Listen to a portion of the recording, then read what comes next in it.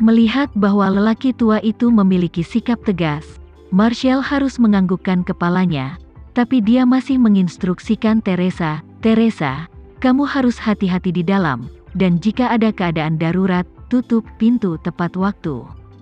Teresa mengangguk, "Iya kak, aku mengerti." Orang tua itu berkata kepada Marshall saat ini, "Marshall, tunjukkan padaku foto Nona Fey dan biarkan aku melihatnya. Aku tidak ingin mengakui kepada orang yang salah." Marshall dengan cepat mencari beberapa foto Sinta di internet dengan ponselnya dan menyerahkannya kepada lelaki tua itu. Setelah melihatnya beberapa kali, lelaki tua itu mengembalikan telepon dari tangan Marshall, tapi dia tiba-tiba terpana, sesosok muncul di benaknya, dan dia tidak bisa tidak bertanya, "Ngomong-ngomong, Marshall, apakah Duncan dibawa pergi oleh Nona Fey ini?" Marshall bertanya dengan heran, "Ayah, apakah kamu ingat dengan Duncan?" Pria tua itu berkata dengan linglung, "Aku memiliki gambar yang muncul di benakku sekarang, sepertinya aku mengingatnya." Orang itu mengatakan hari itu bahwa Duncan sudah mati. Setelah berbicara, dia dengan cepat bertanya, "Marshall, apakah orang itu mengatakan hari itu bahwa tubuh Duncan akan dibawa pergi untuk dikuburkan?" Marshall terkejut pada kenyataan bahwa ayahnya masih dapat mengingat beberapa bagian dari hari itu, dan berduka. Dia memang mengatakan ini pada saat itu. "Aku kira dia mungkin telah menyerahkan masalah ini kepada Nona Fey." Lelaki tua dengan mata merah berkata dengan penyesalan, "Maafkan aku Duncan, aku minta maaf kepada ayahnya, dan terlebih lagi kepada istri dan putrinya." Marshall buru-buru berkata dengan lega, "Ayah, ini bukan salahmu sendiri. Keluarga Polen kita yang berutang padanya." Orang tua itu bertanya kepadanya, "Bagaimana kamu menghadapi istri dan anak perempuan Duncan?" Marshall berkata tanpa daya, "Aku tidak bisa berurusan dengan istri dan putrinya." Pada hari itu, mereka menjelaskan bahwa kita tidak boleh mengungkapkan kematian Duncan kepada siapapun, termasuk istri dan anak perempuannya. Istrinya telah meneleponku untuk menanyakan keberadaannya, dan aku hanya bisa berbohong dan mengatakan bahwa aku tidak tahu. Mereka sudah memanggil polisi, tapi polisi New York belum menemukan petunjuk apapun. "Hei," pria tua itu menghela nafas dan mendesak, "temukan cara untuk mengirim sejumlah uang kepada istri dan putrinya. Berikan $500 juta, dan siapkan $500 juta lagi, dan berikanlah itu kepada anak setelah ia lahir. Tetapi sebelum memberikannya, menantu laki-lakinya harus setuju, dan anak itu akan lahir dengan nama keluarga Allen." Marshall bertanya dengan heran, "Apakah ayah ingat?" Pria tua itu menghela nafas ringan, "Aku baru ingat saat aku sedang berhalusinasi. Mungkin aku tidak akan mengingatnya ketika aku bangun besok. Jadi kamu harus mengingatnya dan menemukan cara untuk mengimplementasikannya sesegera mungkin." "Iya, ayah." Marshall mengangguk dan berkata, "Setelah menunggu beberapa saat, aku akan menemukan alasan yang cocok untuk mengimplementasikan masalah ini. Kalau tidak, aku khawatir istri dan putrinya akan terlalu banyak berpikir. Belum terlambat bagi anak itu untuk dilahirkan." "Baik." Marshall setuju, dan kemudian dia membantu lelaki tua itu, dan keduanya datang ke atap lantai paling atas bersama-sama. Pada saat ini, helikopter yang Sinta dan Duncan ambil sudah terbang ke langit di atas Manhattan. Duncan sedang duduk di jendela, memandangi Manhattan yang ramai, dikelilingi oleh gedung-gedung tinggi di luar, penuh dengan emosi. Nyatanya, hingga kini, ia belum bisa menerima sepenuhnya kenyataan bahwa ia telah bangkit dari kematian. Helikopter itu segera terbang di atas helipad di lantai atas gedung Anbang, lalu turun perlahan. Saat ini, Duncan masih mengenakan topeng dan kacamata hitam, dan dia mengenakan pakaian seorang peneliti, jadi tidak ada yang bisa melihatnya. Ini adalah detektif Duncan yang telah hilang selama beberapa waktu.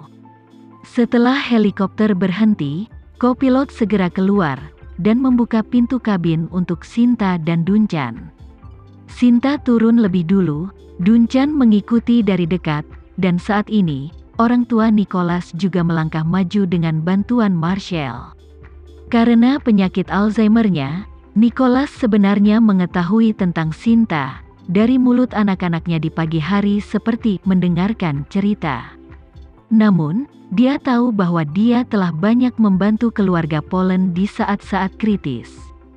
Dengan gayanya yang konsisten dalam membalas kebaikannya, dia sangat berterima kasih kepada Sinta di dalam hatinya.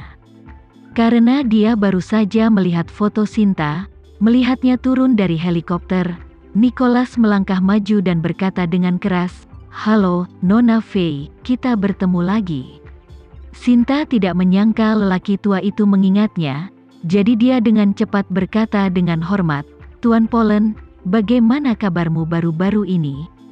Pria tua itu mengangguk dan berkata kepada Sinta, "Nona Fei yang hebat, aku baik-baik saja baru-baru ini."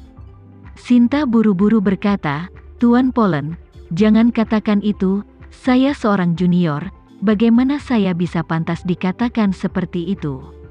Marshall, yang berada di sampingnya, juga mengangguk sopan kepada Sinta saat ini. "Halo, Nona Fei."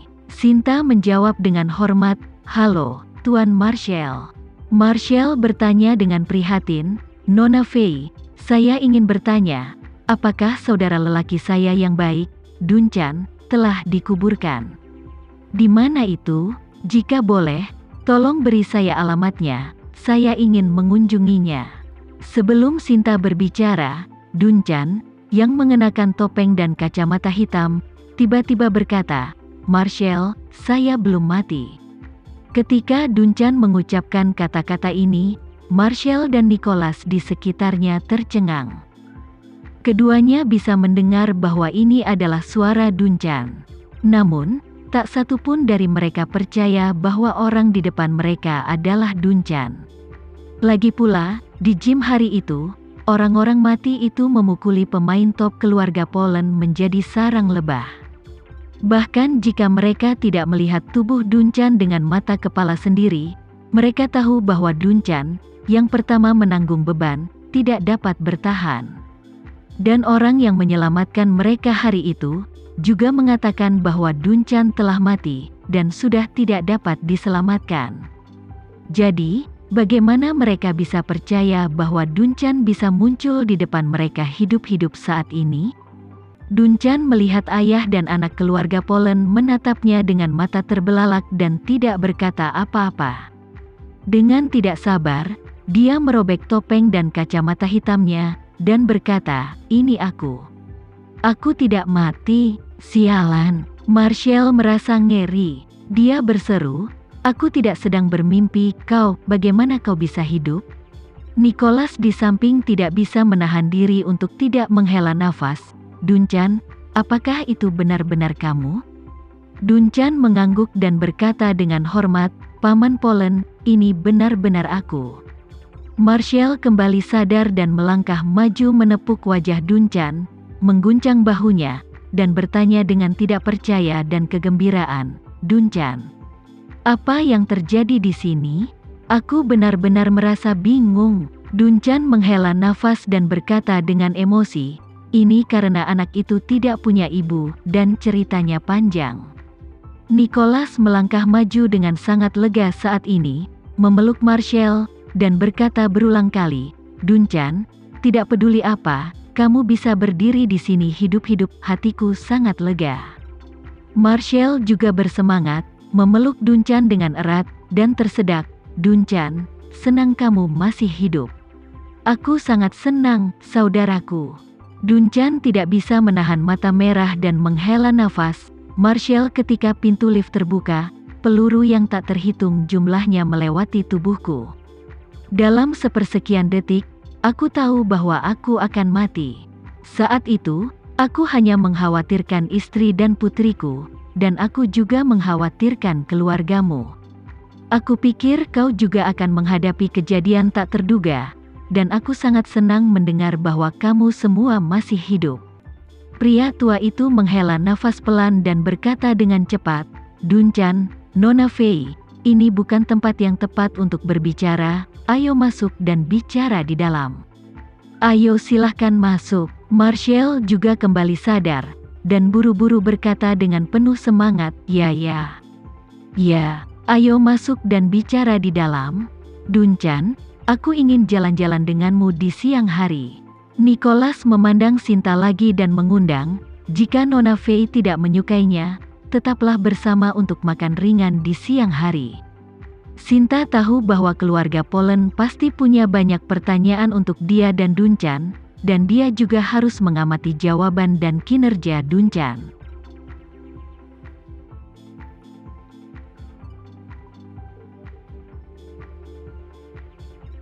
Sekian dulu ya video kali ini, kita lanjutkan lagi videonya di lain waktu. Oh iya, bagaimana menurut kalian? Semoga bisa sedikit menghibur kalian semua.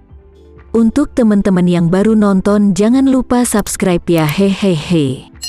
Dan kalau teman-teman ada yang ingin gabung langganan, bisa langsung gabung saja untuk dapat fitur yang menarik dan sedikit membantu Mimin. Terima kasih banyak sudah menonton, sampai jumpa lagi, bye.